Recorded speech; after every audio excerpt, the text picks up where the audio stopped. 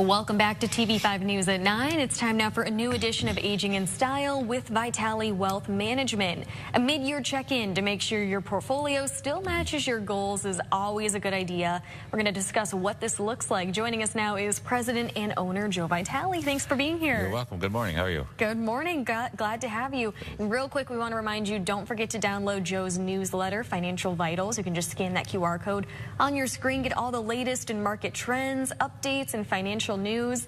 And now on to today's topic, investment allocation and rebalancing. And Joe, is a portfolio review important when we are working with a financial advisor? And if so, why is that? I think it's really important. We always like to review portfolios with my clients at least twice a year when we're doing Roth conversions or we're just trying to see how everything is doing. The challenge is sometimes you say, well, I'm going to rebalance because maybe energy sector is doing really good or growth is doing not so good, so I'm going to go. Well, you got to be careful with rebalancing because sometimes it's emotional rebalancing because you're seeing something really growing and you want to take a piece of it. So I think rebalancing is important just to make sure that you're in the proper allocations at all times and not overweighted. All right.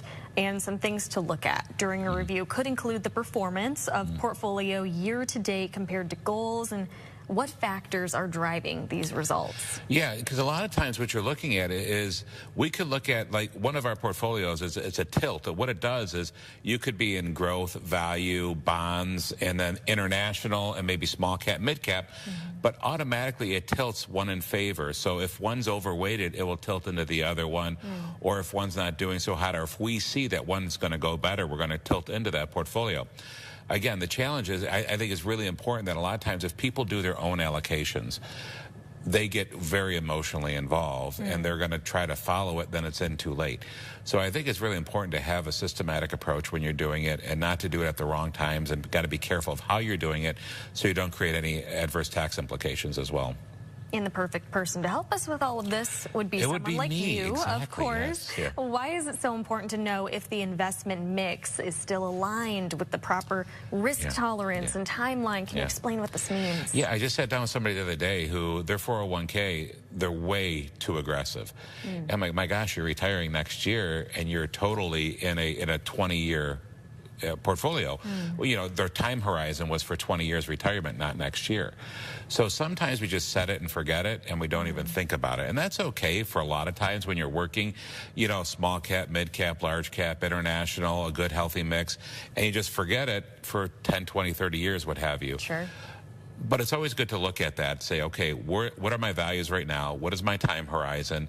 What am I looking at? Am I overweighted in this? Am I missing the boat on this, where you could not be in tech, you could not be in IT, you could not be in the Bitcoin if you like the crypto, you know, or the AI, and you're missing the boat. So it's very important to look at where you're at.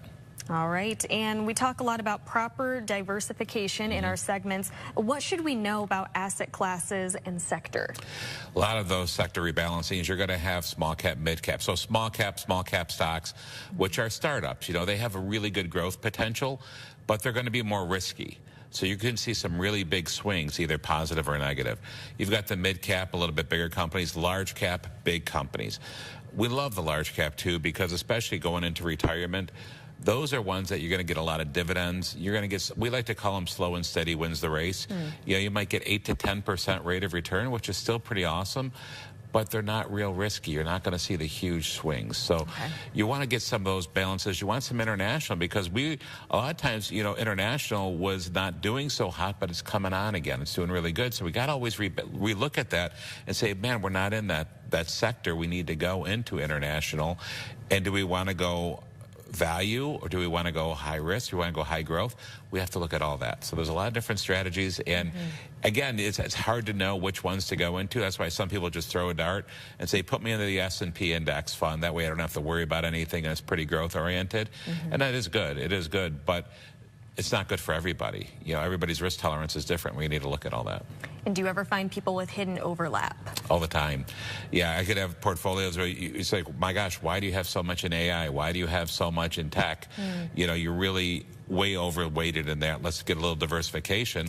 Gotcha. Especially when you look at, like, if you look at years with downturns in 2022, you know, just a few years ago, everything was down 15 to 35%. but a value portfolio was only down 7. Now, if you were overweighted, it was you're going to come back, good, but depends what your income is and what you're looking for and if you're trying to pull income. It's okay while you're working and you don't care. You can just throw it against the wall and let it all go. But I do like diversification. But again, when you get closer to retirement and in retirement, you really got to be understanding what sectors you're in and making sure you're poised for stability. All right. Well, as we enter the end of April, should people be rebalancing now? What does that look like? Rebalancing now it all depends, again, where you're at. We also have to look at what's the tax implications of doing it. If it's an IRA, it's not a big deal, but if you're in a non-tax qualified account, you're going to have tax implications with it. But rebalancing, I think, is always good. Like I said, I like to look at our clients and meet with them every couple times a year to see where they're at and to make sure it's aligned where they should be, and we're getting a piece of everything we need to. A big thing is, you look at energy right now. Energy is through the roof. It's a great year for energy. But again, if you're getting it now, it could be too late. It's hard you don't want to just chase returns. But yeah, we do have energy in a lot of our portfolios, so it's just good to always make sure properly balanced. You don't have to worry. You mentioned this briefly, but what are the tax implications of rebalancing? Tax implications, if it's a non-qualified account, just like a regular account, if it's not an IRA or a Roth, you're going to have long-term capital or short-term capital gains on those. So you're going to pay taxes on that rebalancing. However, one strategy we have also is a tax loss harvesting or a tax harvesting, where we look at portfolios and we'll be buying and selling accordingly to offset those gains. So if you're going to look at rebalancing frequently in a non-qualified account, it's good to have a tax loss harvesting account in there to make sure that you're not paying a lot of tax. All right. Well, lots of good tips. Joe, thank you again for being my here. Pleasure. We appreciate it. And before we go, don't forget to get market updates and more through Joe's newsletter, Financial Vitals. You can just scan that QR code right there on your screen. And if you want more information or more episodes of Aging in Style, go to our website, click on the Features tab on WNEM.com.